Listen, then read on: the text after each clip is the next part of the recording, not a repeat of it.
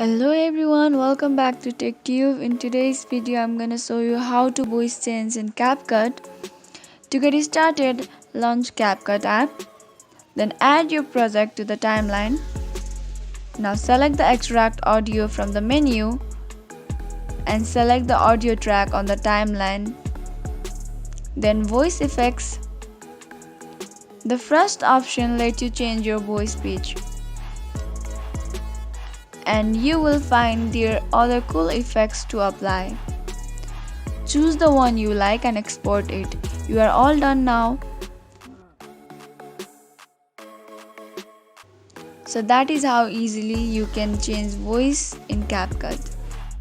If you found the video to be helpful, go ahead and subscribe to our channel and also press the notification bell so that you'll never miss another upcoming upload from us. I'll see you again in next video. Goodbye till then.